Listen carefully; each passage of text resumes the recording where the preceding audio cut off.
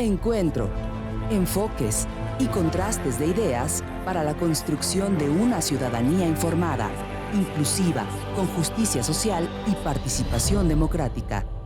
En voz alta. Muy buenas noches tengan todos ustedes. Bienvenidos una vez más a una edición de su programa En Voz Alta desde la Universidad Autónoma de Querétaro, en donde tocamos diferentes temas, todos de interés del país, de interés del Estado y desde luego de interés de la ciudadanía que nos hace favor de escucharnos, de sintonizarnos. Hoy, como siempre, tenemos a nuestros invitados de lujo, nuestros panelistas, a la licenciada María Alemán, muy buenas noches, Arturo Maximiliano y a la licenciada Karina Vázquez de la Facultad de Ciencias Políticas. Pues entremos en materia, dado que el tiempo es relativamente muy corto y los temas son muy amplios. En esta semana me parece que lo que ha dominado el tema en la agenda pública, en la agenda de los ciudadanos de Querétaro, es el cambio en uno de los órganos garantes de los derechos humanos en el Estado, que es la Defensoría de los Derechos Humanos. Esta convocatoria que ha realizado la legislatura del Estado y que habrá de concluir en el próximo mes de febrero con el titular de la Defensoría. Recordemos que esta figura empieza en los años 90 con aquella Comisión Nacional de Derechos Humanos, que se conforma o empieza su conformación como un órgano desconcentrado en aquel entonces de la Secretaría de Gobernación. No tenía todavía el carácter de autónomo, es hasta 1992 en la que se le da este reconocimiento, el constituyente permanente, y en ese mismo año, en esta reforma constitucional, obliga a los estados a tener una figura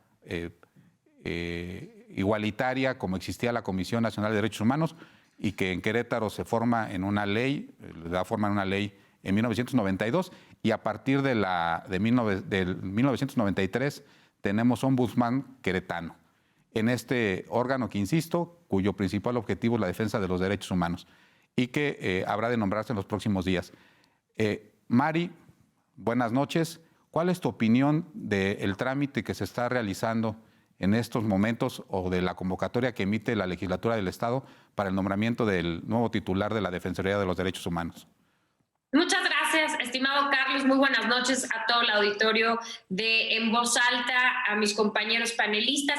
Y miren, yo creo que entrando de lleno al tema, me gustaría retomar la palabra que utilizaste para preguntarme, Carlos. Tú dijiste, ¿cómo ves el trámite que se está llevando a cabo? Y precisamente eso es lo que pareciera que es un trámite ante la legislatura, pero no un proceso de selección con la naturaleza y el respeto que una institución como la Defensoría de Derechos Humanos necesita. Y hay que remontarnos un poquito atrás. A mí me tocó ser diputada local cuando se nombró a quien actualmente está al frente y que todavía por las próximas semanas, hasta que haya un nuevo titular, una nueva persona responsable de la Defensoría de Derechos en el Estado, es hoy la responsable, que es Roxana de Jesús Ábalos Vázquez. Y recuerdo muy bien en la sesión en la que se nombró a la señora Roxana, que en su momento el diputado del PRD, Carlos Lázaro Sánchez Tapia, recuerdo muy bien que él citó y hizo algunos pronunciamientos duros y sobre todo críticos al proceso.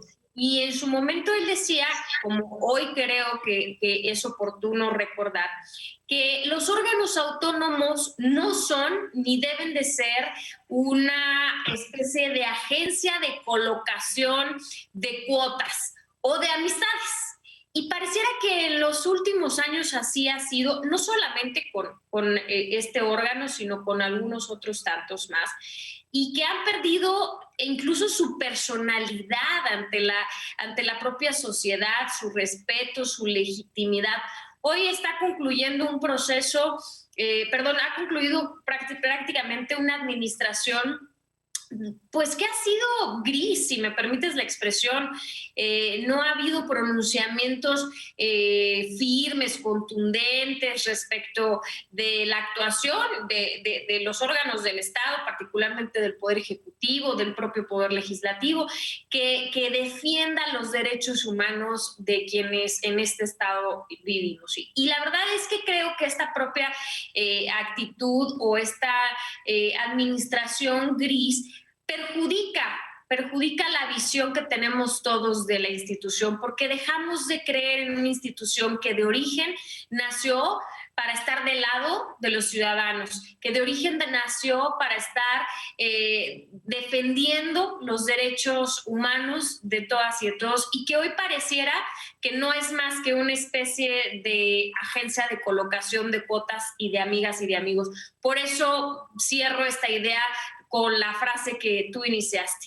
Hoy, lamentablemente, lo que veo en la legislatura es un trámite más.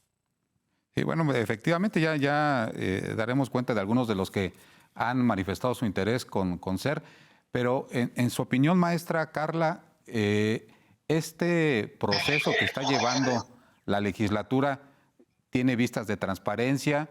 En su opinión, los dados ya están cargados, ya saben quién va a ser, los que se inscribieron saben cómo enfrentan este proceso.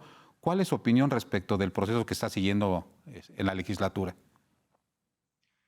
Muchas gracias, buenas noches. Pues yo coincido con la licenciada María en que sí está haciendo pareciera algo de trámite.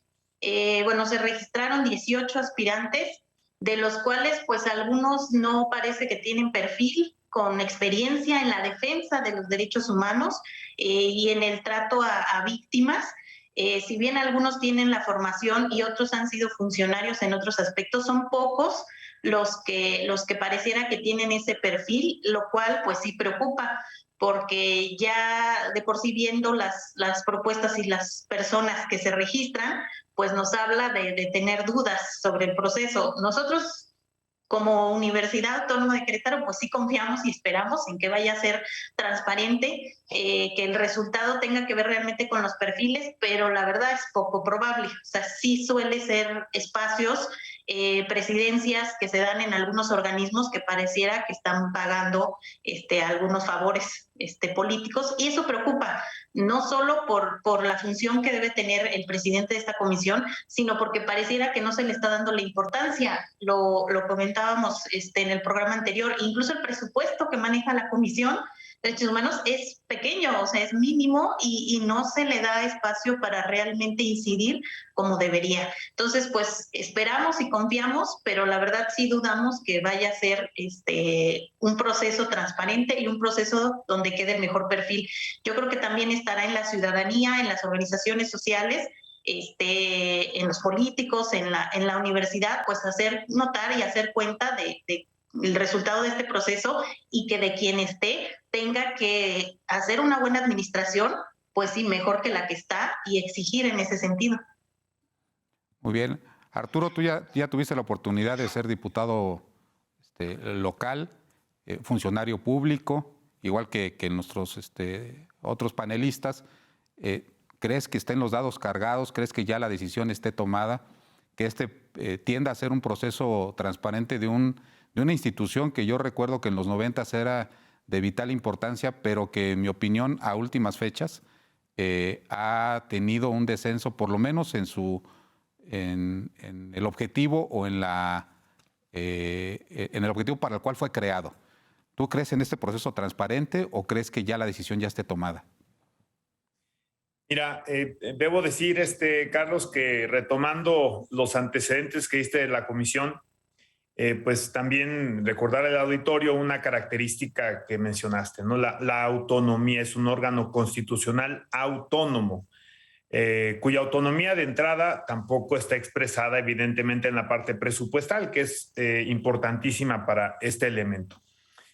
Están cargados los dados, no sé, lo que sí por lo menos veo es que está desviada la mira de los candidatos, de quienes están apuntando para este cargo, porque de acuerdo con declaraciones muy transparentes, inclusive algunas de la propia Secretaría de Gobierno, pues varios de ellos han desfilado por ahí cuando entiendo yo que la pasarela y las comparecencias y los planteamientos de su programa, proyecto de trabajo como aspirantes a esta importante posición, pues debe estar, digamos, a consideración de los legisladores, no del gobierno. Esto es, me parece que, por eso reitero, me parece que con la mira desviada, yo trato de pensar qué fueron a decir al gobierno. Oye, me voy a portar bien, no te voy a dar lata. Es perfecto la conciliación. Yo no creo que deba ser un organismo que confronte. Por supuesto que haya una cooperación, inclusive haya una subsecretaría de derechos humanos en este nuevo gobierno. Entonces, me queda claro que también la comisión tiene un trabajo de conciliación, no solamente de denuncia, no solamente de supervisión. Pero lo que no entiendo me parece una equivocación y de nueva cuenta en otras situaciones que hemos encontrado en distintos personajes que están en la política ahora como quienes aspiran a estos cargos, pues yo no entiendo de verdad el pasar a uno, es decir, a pasar lista o hacer una serie de compromisos, acuerdos, cuando para mi gusto hay hasta un conflicto de interés. Porque reitero, no es que te vayas a ir en contra de ellos, pero evidentemente las quejas que lleguen serán o contra funcionarios municipales o contra funcionarios estatales y particularmente en las áreas de seguridad. Entonces, me parece preocupante esta situación. También, por supuesto, que podamos seguir con estas tendencias nacionales, y nacionales me refiero que las vemos por toda la República en muchas entidades, donde pues están los fiscales carnales, los auditores carnales y ahora el ombudsperson carnala o carnal, ¿no? Eso creo que es algo que no nos lleva en la parte institucional a buen término y no debemos demeritar la importancia como ciudadanos y por supuesto tampoco los legisladores como representantes de esos ciudadanos, pues la importancia de la actividad que lleva a cabo justamente esta importante comisión en el estado de Querétaro. Ojalá que sí haya pues es un proceso de selección acucioso, que se escuchen propuestas, que se valoren antecedentes y bueno, son 18, efectivamente cada uno tendrá sus pros y sus contras, pero que sí sea atendiendo al trabajo de la comisión y no a la buena vinculación de orden ya personal o inclusive político que pudiera haber entre los aspirantes y gobierno estatal o gobiernos municipales. Bien, recordémosle también a quienes nos escuchan que estos órganos constitucionales autónomos, como bien mencionaba Arturo, son, entre otros, sus objetivos, instrumentos de control del Estado. Existe el instrumento de control de la fiscalización a través de la Entidad Superior de Fiscalización, que es un organismo autónomo que no depende de ninguno de los tres poderes. También está la Defensoría de los Derechos Humanos, igual, en este mismo tenor como un órgano autónomo. También hay otros órganos autónomos que defienden a los ciudadanos precisamente de algunas de las funciones del gobierno y que la moda o la gran crítica que ha existido, por lo menos a nivel federal, en la Defensoría Nacional de los Derechos Humanos o la Comisión Nacional, es que precisamente se nombra una persona muy, muy ligada al movimiento de la Cuarta Transformación y que perpetúa este comentario de las personas que llegan afines al gobierno y que desde luego pues, no van a atacarlo para defender a los ciudadanos. Mari, viene una agenda interesante que ha sido abandonada desde mi punto de vista. Si vemos la página de la hoy actual Defensoría de los Derechos Humanos en Querétaro, pues prácticamente presentó, según su propia página, 3 acciones de inconstitucionalidad, realmente una para una ley general, 4 iniciativas de ley, 0 controversias constitucionales. En los programas que menciona ahí, que son 5, inclusive hay algunos que ni siquiera son de su competencia, me parece que efectivamente la labor ha estado o ausente o abandonada. ¿Cuál deberían de ser los retos, Mari, en tu opinión, del próximo titular de este importante organismo? Mira, retomando y construyendo sobre lo que tanto Arturo como tú comentabas, Carlos, estos órganos constitucionales autónomos son un contrapeso, ¿no? Y por eso precisamente su designación no recae en el Poder Ejecutivo, porque pues sería un departamento más de despacho del Poder Ejecutivo si el gobernador, o en su caso gobernadora, designara a la persona responsable de este órgano, de esta comisión. Por eso recae en el poder legislativo. Y por eso quiero construir sobre esto, es decir, por eso es tan importante que el Poder Legislativo, que las y los diputados asuman la responsabilidad con seriedad de buscar al mejor perfil. Y buscar el mejor perfil no solamente es aquel o aquella persona que cumpla con los requisitos de ley.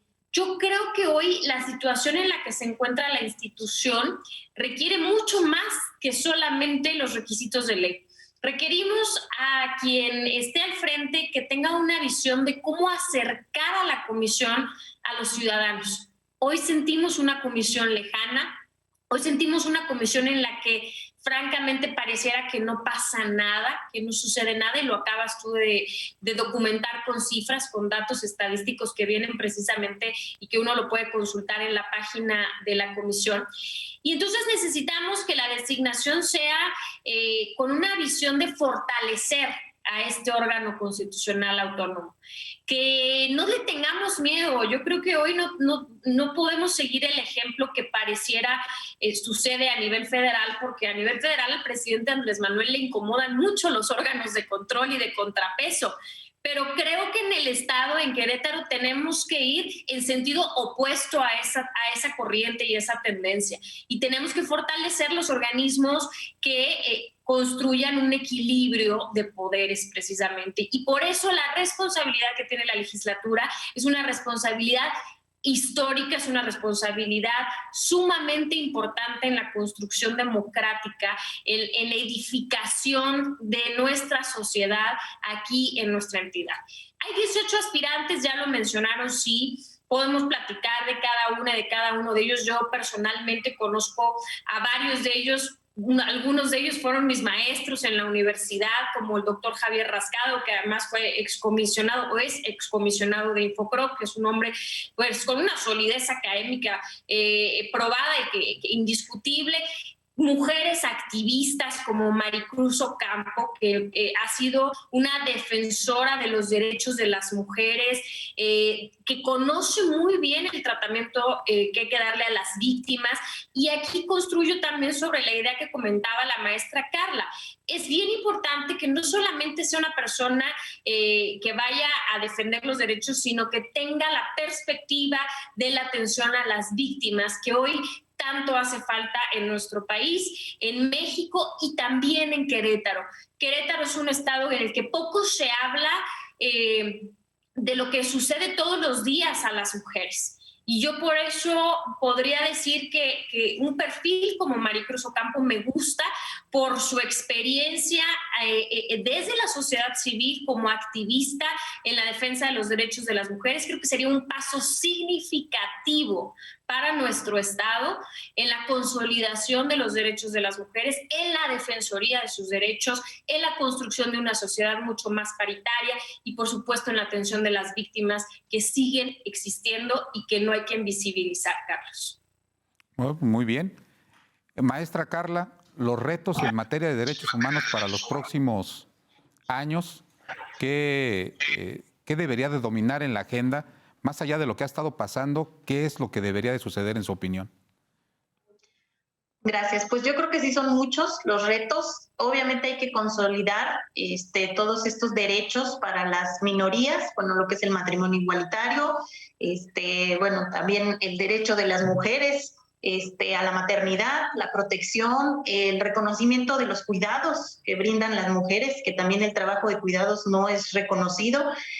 Hay muchas áreas que hay de oportunidad y bueno, a nivel Querétaro la cuestión de la seguridad también, incluso a nivel nacional los periodistas que ahorita también es un tema que está siendo importante y que yo creo que una Comisión de Derechos Humanos debería de estar enfocada a tratar todos estos temas, no solo desde la prevención, o sea, en cuanto a garantizar que también haya leyes que den protección, seguridad a las víctimas, mujeres, a la niñez, a los quienes ejercen las profesiones como el periodismo y a quienes también son víctimas de algún delito de la delincuencia organizada, sino que también debe de incidir en esta defensa de las víctimas, sentar precedentes. Creo que es muy importante que sí se vayan legislando y se vayan actualizando las leyes. O sea, también digo, y Querétaro ha sido ejemplo de que está empezando a modificar algunas. Bueno, tenemos lo del matrimonio igualitario, pero falta mucho por consolidar. Incluso actualmente ahorita hay quienes todavía están en contra y están tratando de echar para atrás esto del matrimonio igualitario. Incluso por ahí mencionaban los periodistas que uno de los candidatos de estos 18 era de los que había tratado de interponer, echar para atrás estas decisiones. Entonces es importante alguien que pueda ver por sentar precedente, o sea, por dejar una administración no solo que digan fui yo quien hice, sino que realmente se sienten las bases para que haya una defensa de derechos humanos, para que las víctimas sepan a dónde acudir, no sea un sufrimiento y que realmente haya las instancias para proteger los derechos y que poco a poco se vayan modificando también las leyes para dar mayor certeza y protección a los derechos humanos. Arturo, para concluir este primer bloque, ya decía María Alemán, describí algunos perfiles. ¿Tienes algún perfil que te llame la atención, que te llene el ojo, que creas que pueda con esta importante responsabilidad? Y también preguntar tu opinión sobre si nos estuviera escuchando alguno de los aspirantes o los que va a ser, ¿qué debería de ser la lucha a favor de los derechos humanos en los próximos años aquí en nuestro estado? ¿Cuáles son los temas que deberían de dominar en esta agenda? Mira, han mencionado los muy importantes. La verdad es que Carla y María hicieron, creo que ya una mención clara, los temas de igualdad entre mujer y hombre, que puede ser un derecho que se empieza a expresar en algunos esquemas políticos, en cuestiones electorales, pero en el día a día tiene un rezago importante y particularmente en Querétaro las estadísticas no mienten y creo que ahí es un trabajo donde debe poner el pie en el acelerador, pues justamente la comisión y quien esté de titular de la misma. Por supuesto, la no discriminación, los derechos de los discapacitados, continuar con esta agenda, en este elemento de no discriminación, con esta agenda de la comunidad LGTB. Creo que también es importante, no creo que no sea avanzado lo suficiente, inclusive ha habido quienes no han estado de acuerdo hasta el punto donde al día de hoy se ha llegado en las reformas legales, no solamente en el orden constitucional, sino en las propias leyes secundarias y los reglamentos. Pero quisiera ir un poquito más allá porque este tema de los derechos humanos, primero es poco conocido, creo que también hace falta un ejercicio de comunicación. No solamente se requiere comprar espacio en los medios de comunicación, creo que hay otras maneras hoy de llegar a los ciudadanos y que puedan cada vez más conocer sus derechos y también hacerlos valer a través de la comisión cuando así sea necesario. Y quisiera también hacer mención, entiendo que el tiempo ya debe ser corto, pero... Todavía tenemos tiempo, adelante. Que hay una evolución importante en este tema de los derechos humanos. Se ha ampliado mucho el espectro. Se habla de derechos humanos de primera generación, segunda, tercera, cuarta, ¿no? Y bueno, hay dos que a mí me parecen muy importantes. Uno de ellos es el medio ambiente. Y es un punto donde ser un titular de la Comisión de Derechos Humanos en el Estado pues requiere estar o fajarse bien para efectos de pues encontrar entre los derechos humanos y los los intereses económicos, pues encontrar realmente un punto donde puedan convivir ambos, lo cual no es siempre sencillo y me parece que es algo en lo que se habrá seguramente de requerir una comisión con conocimiento, con carácter y por supuesto entrona. Y otra que no es un lujo, es un derecho constitucional, que es el acceso justamente a las tecnologías de la información. Es algo que en cuanto más se va negando este derecho a los ciudadanos de manera universal, pues más también se va generando ahí un abismo o una brecha que es en negación de un propio derecho humano. Tan importante es que, bueno, pues hoy también hay un debate importante en otro esquema sobre los derechos de las audiencias que también derivan justamente de estos temas de telecomunicaciones. En cuanto a los perfiles, pues sí, yo creo que no tengo yo la lista de los 18, conozco por los medios algunos. He escuchado de gente como José Vidal, que es un perfil importante en términos jurídicos, también con experiencia en organismos pues que tienen que ver con elementos de... son organismos autónomos que tienen características similares. El propio Javier Rascado, que como bien dijo María, pues es un académico, además es un funcionario público que lleva una carrera muy importante y muy sólida. Entiendo que la acusación que se le hace, lo que he estado viendo es que se pronunció en favor de un candidato previo al proceso o previo a la elección, y esto pudiera generar una idea de alguna especie de compromiso de índole más política que creo que de alguna forma podría ser injusto este planteamiento, pero bueno, pues ahí es lo que he escuchado, lo que he visto de la crítica, reitero, de un académico y además un funcionario intachable, me parece la figura de Javier. Y por supuesto también otras personas que han tenido relevancia en movimientos que tienen que ver con la defensa de derechos humanos desde los movimientos civiles. Entonces, creo que yo insistiría mucho el tema de la transparencia que se ha tocado. Ojalá que estas comparecencias sean estrictas, que tengan un grado de publicidad importante y que a final de cuentas pues se den los elementos los cuales fueron determinantes para la elección de quien habrá como mujer u hombre de ser quien lleve los destinos por 5 años, si mal no recuerdo, de la Comisión de Derechos Humanos, con posibilidad de una reelección. Bueno, pues ahí está el tema que va a estar dominando esta semana. Yo nada más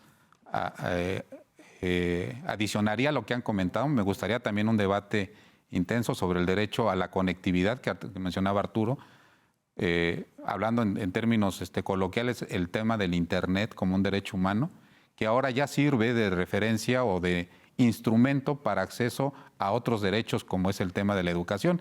Y también me gustaría ver una comisión o una Defensoría de los Derechos Humanos metiéndose como la nacional en temas fiscales inclusive, ¿no?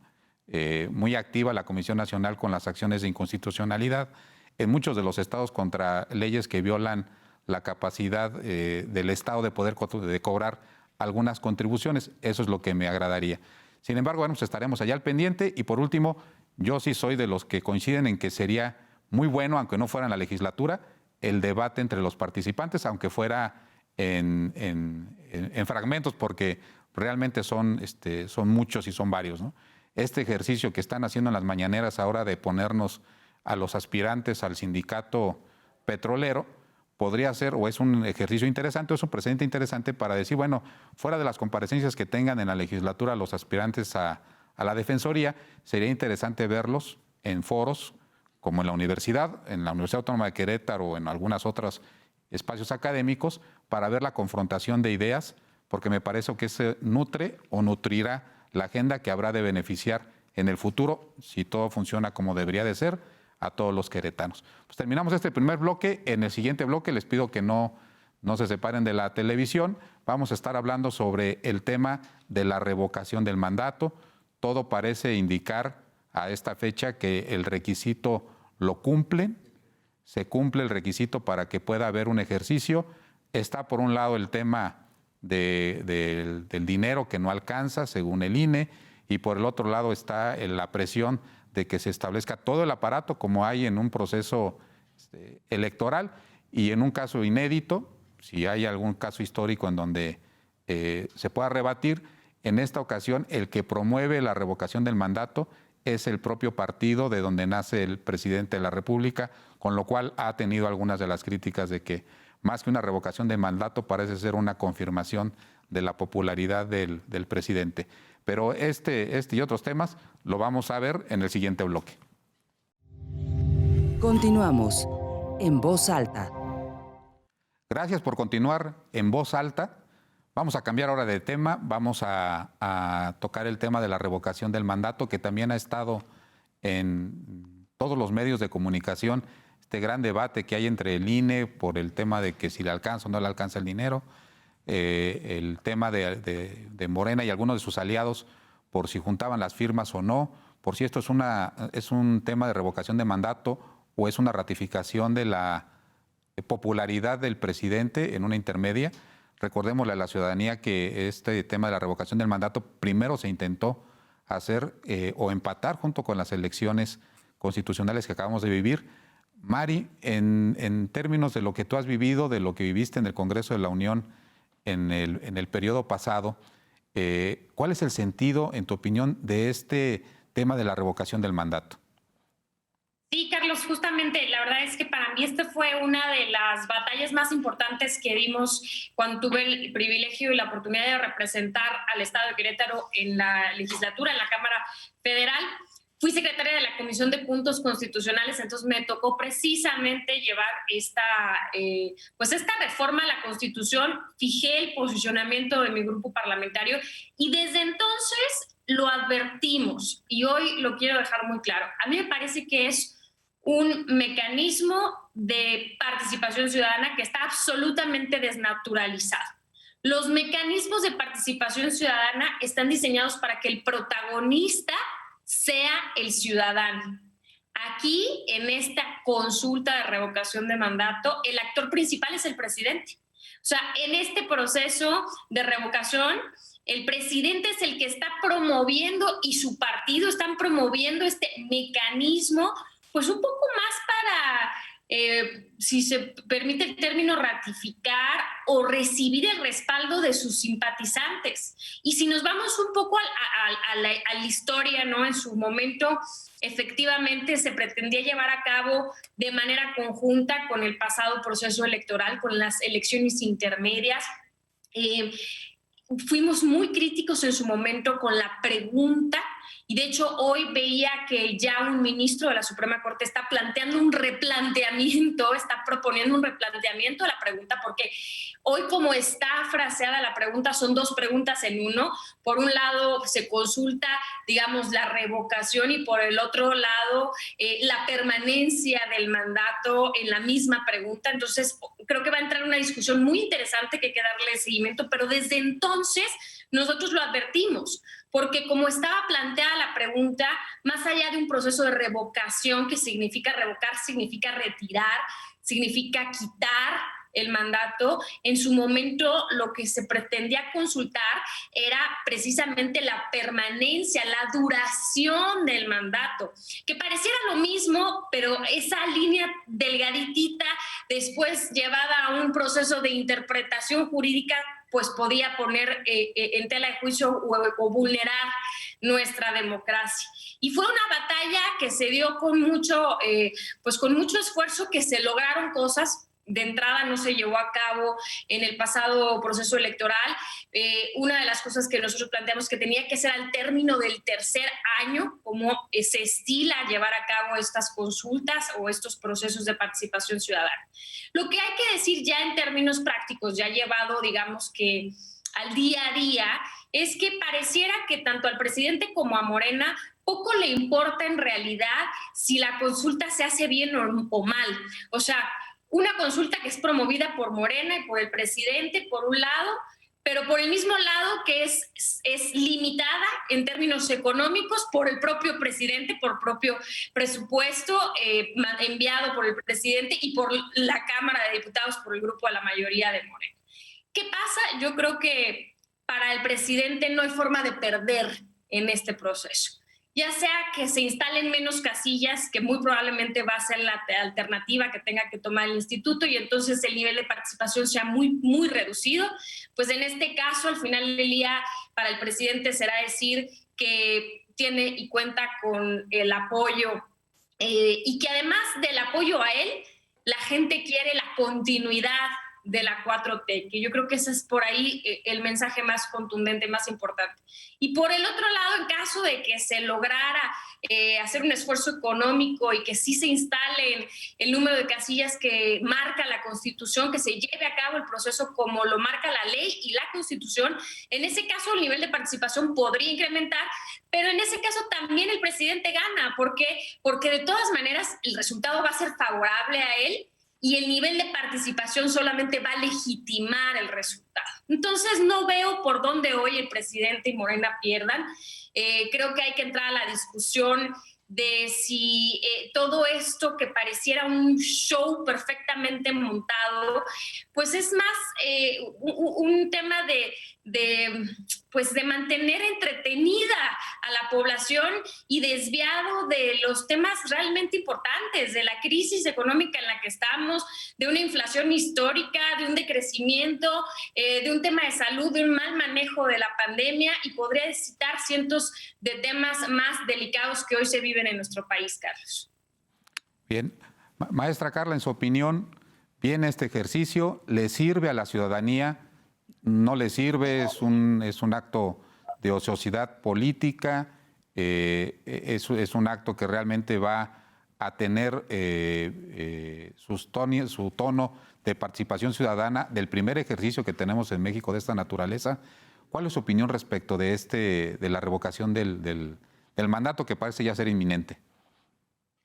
Sí, gracias. Pues tristemente sí ha sido un proceso lleno de contradicciones y muy irónico además, porque pareciera ser que la fecha tentativa para esta consulta sería el 10 de abril, aniversario de la muerte de Emiliano Zapata. Entonces, bueno, va a ser muy, muy contradictorio para las organizaciones que realmente quisieran que este tipo de consultas populares fueran consideradas de manera seria y hubiera una gran participación. Tenemos el ejemplo de la consulta popular de agosto del año pasado, donde la participación fue bajísima, o sea, está alrededor del 7.11%, o sea, es bajísimo. Yo creo que en esta consulta de revocación la participación estará muy baja. Obviamente no se alcanzará el porcentaje que se requiere para que tenga alguna incidencia.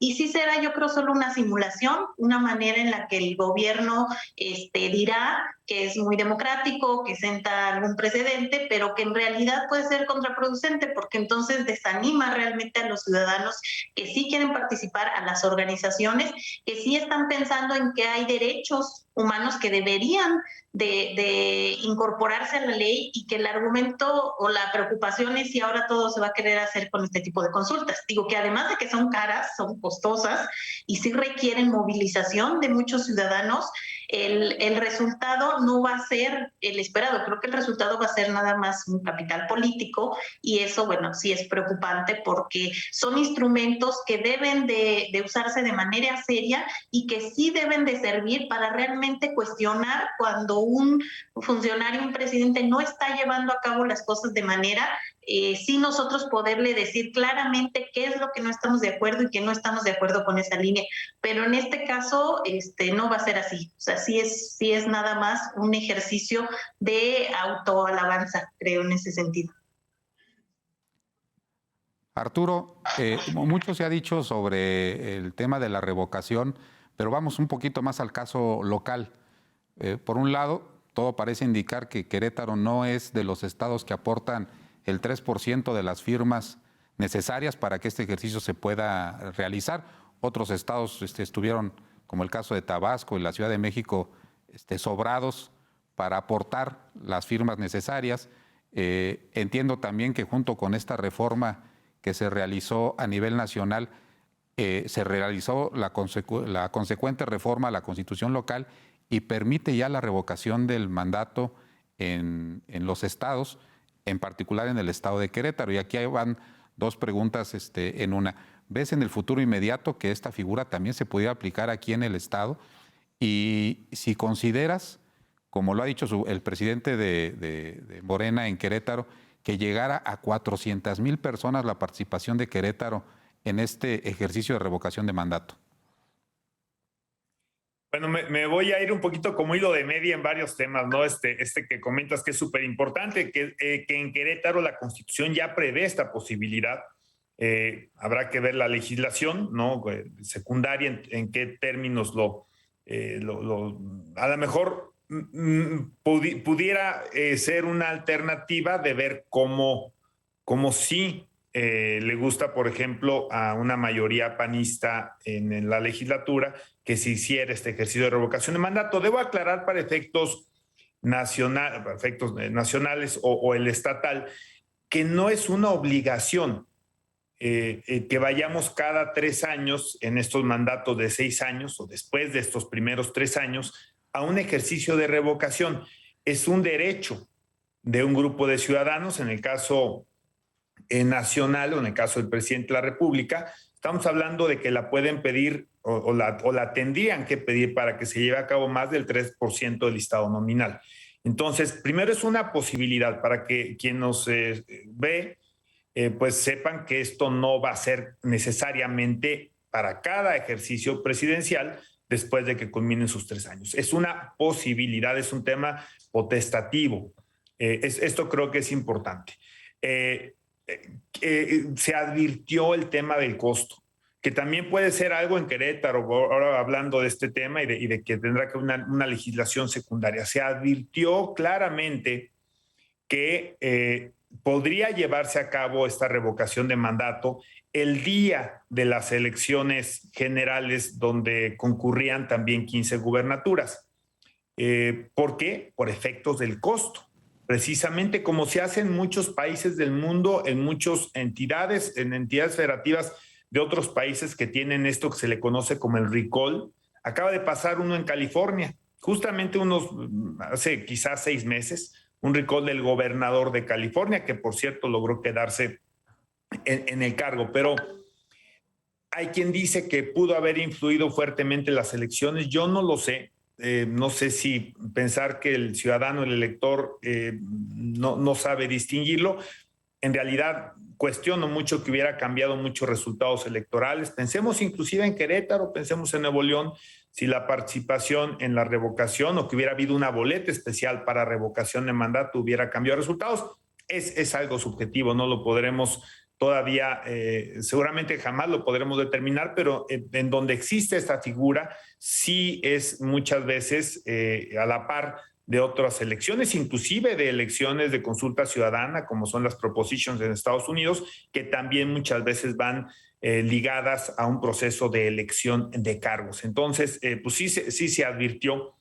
Ahora, el instrumento lo aprovecha pues quien quiere o quien puede políticamente hablando. Yo entiendo que el ideal es que fuera una manifestación de un origen puramente ciudadano, pero entendamos también que es política. Y en este caso, sí, seguramente el presidente es uno de los interesados en que se haga, él tiene sus razones, sus motivos, pero en otros momentos, o inclusive pensando en los esquemas estatales que ya se obliga a que cada una de las entidades tenga en su constitución prevista la revocación de mandato para gobernadores, podría ser un elemento para la oposición y a lo mejor un elemento importante, una herramienta válida, hasta por qué no necesaria. Y reitero, retomo el caso de California. Fue abiertamente promovido por los republicanos para desbancar al gobernador demócrata y en principio parecía que lo iban a lograr. Finalmente salió con una victoria importante. Ahora, no estoy tan de acuerdo con María en que va a legitimar el resultado de la revocación necesariamente al presidente, porque hay que recordar que hay otro elemento que además de cuestiones de legitimación también es de legalidad. O para que sea vinculatorio. Recordemos que tiene que votar o asistir a las urnas más del 40% del listado nominal para que sea vinculativo el resultado, vinculatorio. Entonces, no sabemos si llegará y de ese punto para arriba quizás sí sea una legitimación, quizás sea algo que pueda jactarse, ¿no? Políticamente, Y de ahí para abajo creo que vendrá un debate político. Yo estoy seguro que la oposición, si no se logra el 40%, habrá de venir probablemente una crítica sobre el interés precisamente que pudo haber despertado la figura y una especie de ratificación inversa, ¿no? Entonces, bueno, pues veremos qué es lo que sucede en este ejercicio, que será el 10 de abril, y también, como bien señalaba María, bueno, pues cuáles serán las condiciones en las que se dará en términos de casillas y otros elementos importantes para alentar la participación de los electores. Ya nada más una ronda rápida, una proyección del porcentaje de participación. Nos comenta Arturo, tenemos todavía 6 minutos para poder decir, bueno, mi proyección pudiera ser esta y esto es lo que se espera de la ciudadanía, entendiendo de que quizá, y digo quizá, no se puede interpretar que todos los que participen, voten o no a favor, están de acuerdo con la 4T. ¿Cuál es tu perspectiva, sin que sea quiniela, Mari, del nivel de participación ciudadana en el estado de Querétaro? Yo espero un porcentaje bajo. Habrá que ver también las condiciones, lo que hablábamos de la instalación de las casillas, digo, con el antecedente de la consulta anterior, evidentemente nos deja pues, un margen muy, muy pequeño. Yo creo que no llegaremos, ni al 10% de la participación, yo creo. Para mí sí es una simulación disfrazada de democracia, lo digo claramente. Me parece también una técnica muy baja para desprestigiar a una de las pocas instituciones en la que los mexicanos confiamos todavía, que es el Instituto Nacional Electoral. Me parece una estrategia incluso para evaluar su posible desaparición. Y yo quisiera cerrar este tema diciendo que creo que es momento de que alguien le diga al presidente que es momento de dejar de pensar en la reelección y empezar a pensar en la nación, porque hoy necesitamos un presidente que ejerza el poder y no quiera concentrarlo nada más. Maestra Carla, su perspectiva del porcentaje que va o alcanzaría en Querétaro este ejercicio del próximo 10 de abril. Yo creo que en Querétaro será muy bajo. Digo, a nivel nacional yo creo que sí estará como alrededor del 10% y yo creo que en Querétaro sí estará mucho más bajo, al 5% tal vez. Y sí creo que la percepción de la ciudadanía, por lo menos en Querétaro, no solo es desinterés, sino también es hartazgo, porque también este enfrentamiento que se ha dado entre el INE y el presidente y los recursos, e incluso que trataron de por ahí demandarlos, el presidente del Congreso, sí ha sido algo realmente penoso que a mí en lo particular me preocupa, porque son figuras y son instancias que deberían de utilizarse legalmente, seriamente y no políticamente como una simulación. Entonces, sí creo que Querétaro va a tener una baja participación, 5% tal vez.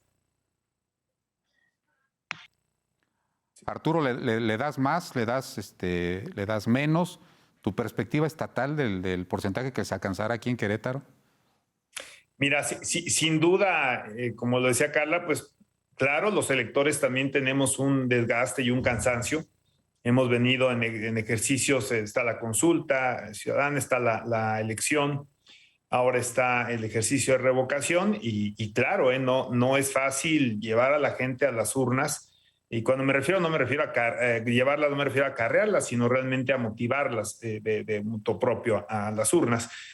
Creo que hay un elemento importante que pudiera para mí tener un mejor pronóstico en términos de participación. Mucho se ha alegado de esta figura que es muy poderosa, digo, la verdad es muy polémica y es controvertida y algunos aman o inclusive tienen sentimientos muy adversos hacia el presidente, pero sin duda es una figura que atrae mucho al ciudadano, que atrae mucho al elector, que está por encima de su propio partido, inclusive eso creo que también está perfectamente demostrado en términos estadísticos, y yo creo que nos podemos llevar ahí una sorpresa a la alza, tomando en cuenta que sí está de por medio o estará en esta boleta el presidente Andrés Manuel López Obrador. Entonces creo que esto generará un atractivo diferente, por ejemplo, al de la consulta ciudadana, que verdaderamente pues sí fue muy baja la participación. Entonces creo que el nombre del presidente tendrá un efecto interesante en la participación ciudadana. Yo sí veo mucho más. Será un reto llegar al 40% sin duda, me refiero a nivel nacional, pero bueno, pues vamos a ver cómo queda o cómo llega este proceso, ¿no? Bien, pues ahí están las opiniones para contextualizar a nuestra audiencia. El listado nominal en el estado de Querétaro debe andar rondando el 1.800.000 electores. Quiere decir que si se tiene una participación del 5%, estarán participando 90.000. Si se tiene una participación del 10%, estarán participando cerca de 180.000. Y si llegara al 40%, estaríamos hablando de una participación pues aproximadamente de más de 500,000 de queretanos. Me parece que ahí podría estar en mi opinión, una buena señal de lo que pudiera suceder en Querétaro en el 2024. Sé que algunos partidos van a decir que eso no es un reflejo de lo que va a suceder porque en el 2024 no va a estar Andrés Manuel en la boleta. Pues eso decíamos en estos 6 años y volvió a aparecer en la boleta. Entonces me parece que sí es un indicativo, no sé si determinante o no, pero sí va a ser un antecedente de lo que va a suceder, no solamente en el 2024, sino en las elecciones que se van a dar en el primer domingo de junio de este año en 6 estados de la República. Entonces, de ese hartazgo del que hablaba, o de ese cansancio del que hablaba Arturo, con respecto de estar movilizando a la ciudadanía, es posible que lo podamos ver o no en este proceso de revocación de mandato. Muchas gracias por su atención, que pasen una muy buena noche y nos vemos el próximo miércoles.